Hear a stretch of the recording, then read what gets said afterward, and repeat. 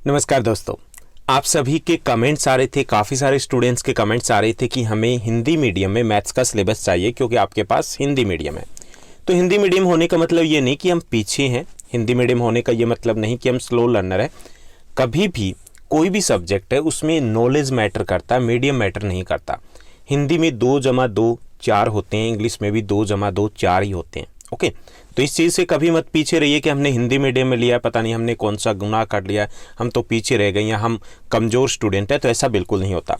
अच्छी बात है, आप हिंदी मीडियम के साथ जा रहे हो, इसको लेकर के चल रहे हो। तो यहाँ पर आपके कमेंट्स आ रहे थे कि इंग्लिश मीडियम में आपने फोकस सिलेबस डिस्कस कर लिया, हिंदी मीडियम का कहीं पर भी अवेलेबल नहीं है, ना हमें स्कूल से प्रोवाइड करवाया गया है। तो हमें कैसे पता चलेगा कौन से टॉपिक्स इंपॉर्टेंट है? और मैथ्स में इंपॉर्टेंट टॉपिक अगर पता चल गए तो इसका मतलब आपका 50% सिलेबस है वो कम हो गया। तो आपको क्या करना है, आप उन टॉपिक्स को पॉइंट आउट करोगे, मार्क करोगे अपनी बुक के ऊपर, अदरवाइज कोई फ़ायदा नहीं होने वाला। ओके, पहले आप एक बार वीडियो को देखिए कि कौन कौन से टॉपिक्स है, उसके बाद दोबारा बुक उठाइए और बुक उठाने के बाद उनको मार्क करते जाइए। दोबारा से वीडियो को देख करके आप मार्क कर सकते हो। क्लियर? तो चलिए हम देखते हैं कि आपके फोकस सिलेबस किसके लिए? आपका एनुअल एग्जाम के लिए। लेकिन जो चैप्टर्स आपके अब मिड टर्म में आने वाले हैं उनमें से भी फोकस सिलेबस वाले ही टॉपिक्स करने हैं, बाकी टॉपिक्स को हाथ भी नहीं लगाना, गलती से भी टच नहीं करना है।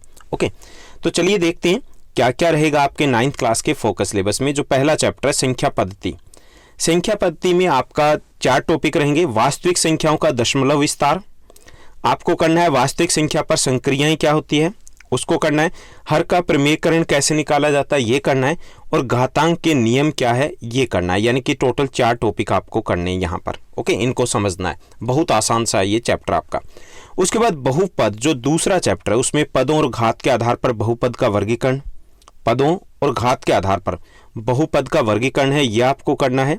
आपको करना है बहुपद का शून्यक कैसे ज्ञात किया जाता है, बीजगणितीय जो सरल समीकरण हैं वो आपको करनी है। क्लियर? 3 टॉपिक यहाँ पर है, यानी कि ये भी चैप्टर आपका थोड़ा शॉर्ट हो गया। उसके बाद थर्ड है निर्देशांक ज्यामिति। जो निर्देशांक ज्यामिति है इसमें ज्योमेट्री में आप देखिए कार्तियन पद्धति और संबंधित शब्दावली कौन सी है, यानी कि आपको टर्म्स समझनी है। यहाँ पर कार्तियन तल बिंदु का प्रदर्शन कैसे वो आपको समझना है। तो 2 टॉपिक रहेंगे आपके, तो ये आपका चैप्टर भी काफ़ी शॉर्ट हो गया।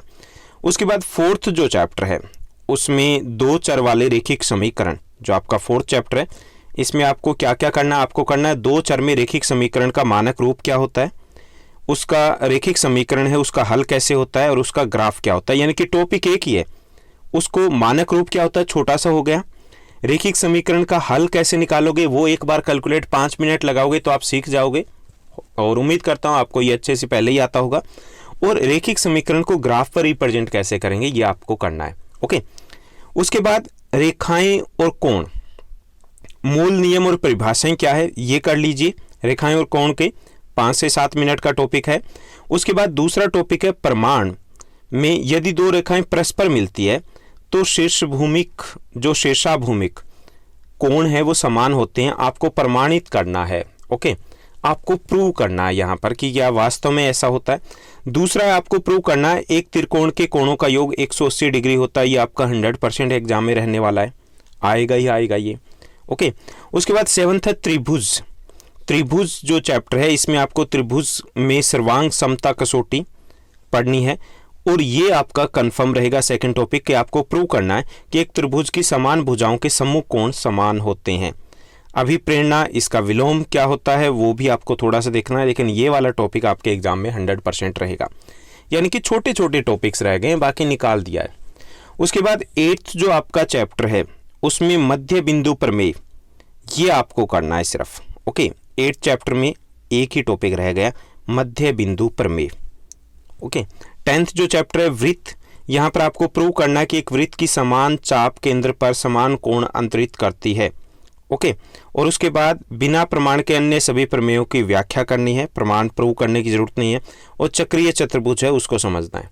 तो 3 टॉपिक रहेंगे 8th चैप्टर में से। 11th जो चैप्टर रचनाएं उसमें लंब समवद विभाजक और कोण समद विभाजक की रचना, यानी कि लंब समद विभाजक और कोण समद विभाजक है उसकी रचना कैसे होती है ये आपको समझना है। स्केल और कंपास का उपयोग करके विभिन्न कोणों की रचनाएं कैसे कर सकते हैं ये आपको करना है। तीसरा टॉपिक करना है त्रिभुज की रचना जब इसकी एक आधार लंबाई, एक आधार कोण और अन्य दो भुजाओं का योग दिया जाता है। तो वो आपको ज्ञात कैसे करोगे, कैसे रचना करोगे, ये आपको 11th चैप्टर में करना है। अब बात करें आपके 11th चैप्टर के एक और टॉपिक भी है 11th चैप्टर में, त्रिभुज की रचना। त्रिभुज की रचना जब इसकी लंबाई, जब इसकी एक आधार लंबाई, एक आधार कोण और अन्य दो भुजाओं का अंतर दिया गया, तब भी आप कैसे ज्ञात करोगे, कैसे रचना करोगे, तो ये आपको करना है। 12th चैप्टर है, एक ही टॉपिक है, हीरोन का सूत्र है। तो यहाँ पे हीरोन के सूत्र द्वारा त्रिभुज का क्षेत्रफल कैसे निकालते हैं, ये आपको समझना है। उसके बाद 13th जो चैप्टर है उसमें केवल 2 टॉपिक रह गए, घन, घनाभ, शंकु, बेलन, गोलनाकार और गोलार्ध का क्षेत्रफल कैसे ज्ञात करोगे, सिर्फ फॉर्मूले याद कर लीजिए हो जाएगा, और उनका आयतन कैसे ज्ञात करोगे, ये आपको करने हैं। ये भी आपका एक इम्पोर्टेंट टॉपिक रहेगा जिसमें से क्वेश्चंस रहने वाले हैं। उसके बाद सांख्यिकी, बारंबारता, वितरण तालिका और दंडारेख, ये सांख्यिकी में रहेगा। बारंबारता, वितरण तालिका और दंडारेख, यहाँ से भी आपका क्वेश्चन 100% रहने वाला है। एक ही टॉपिक है, दंडारेख आएगा, 100% दंडारेख ही आने वाला है, आसानी से बना लोगे, एक बार प्रैक्टिस करके देखिएगा। उसके बाद 15th जो आपका चैप्टर है प्रायिकता, बहुत ईजी है, प्रोबेबिलिटी। तो इसमें रहेगा प्रायिकता से संबंधित शब्दों की व्याख्या, प्रायिकता से संबंधित प्रतिबंध कौन से हैं और प्रायिकता पर आधारित प्रश्न कौन से हैं। तो ये आपके सिलेबस में टॉपिक है। छोटे छोटे, बड़े बड़े चैप्टर थे, उनमें छोटे छोटे टॉपिक रह गए जो आपको करने हैं। 3 दिन ढंग से लगा लीजिए। आपने अभी तक अगर तैयारी नहीं की है, स्कूल नहीं जा पा रहे हो, स्कूल में आपको ठीक से जा रहे हो तो रिवीजन नहीं हो पा रहा है, आप अपनी क्लास का एक स्टडी बडी ढूंढ लीजिए, यानी कि जो आपके साथ बैठ करके वहाँ स्कूल में टाइम को यूटिलाइज करें। 3 दिन में निपटा डालोगे सारा का सारा। तो आप अच्छे से फोकस कीजिए और कोशिश कीजिए पहले इजी टॉपिक कीजिए, थोड़ा कॉन्फिडेंस आएगा कि हमने ये टॉपिक्स कर लिए, हमने ये चैप्टर्स कर लिए। जब कॉन्फिडेंस आएगा, आप 60% पे चले गए, फिर आगे की तरफ बढ़िए कि नहीं 60 क्यों, हम 70 लेंगे, 80 लेंगे, 90 लेंगे। तो मैथ्स है इस बार आपके लिए ईजी रहने वाला। और वैसे मेहनती हो आप, क्लास में अपनी स्टडी बडीज़ के साथ मिल करके इनको कोशिश कीजिए लर्न करने की। उम्मीद करता हूँ अब आपको ये अच्छे समझ में आ गया होगा कौन से टॉपिक्स आपको करने हैं। अगर आपको ये वीडियो अच्छी लगी, ठीक से समझ में आए, तो अपने फ्रेंड्स के साथ ज़रूर शेयर कीजिएगा। आज के लिए बस इतना ही। Thank you, bye bye, have a nice day.